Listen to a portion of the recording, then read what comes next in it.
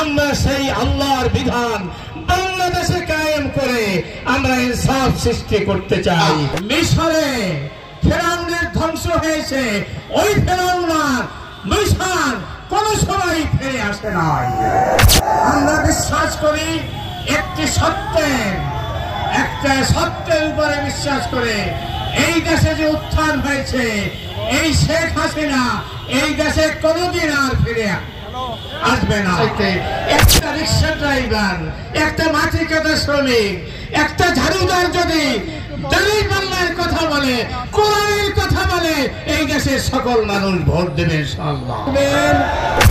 আমরা সকল দলকে আমরা দেখেছি, আমরা মুজিবের আদর্শ দেখেছি, আমরা জিয়ার আদর্শ দেখেছি, কিন্তু আমরা কোরআনের বিধান আমরা দেখি না। আল্লাহর বিধানের মাধ্যমে বৃষ্টি হচ্ছে, রাত হচ্ছে, দিন হচ্ছে, গোটা মহাবিশ্ব পরিচালিত করছে। আমরা সেই আল্লাহর বিধান বাংলাদেশে কায়েম করে আমরা ইনসাফ সৃষ্টি করতে চাই। আল্লাহর বিধানের মাধ্যমে শ্রমজীবী মানুষের উপরে যত অত্যাচার নির্যাতন হয়েছে তার প্রতিশোধ নিতে চাই, কোরআনের বিধান কায়েম করে। আমরা অপমানিত করতে চাই না, তাদের মর্যাদা, আমি এমপি, আমি বড়লোক, এই কথা বলে আল্লাহ কোরআনে তাদেরকে কোনো মর্যাদা দেয় নাই।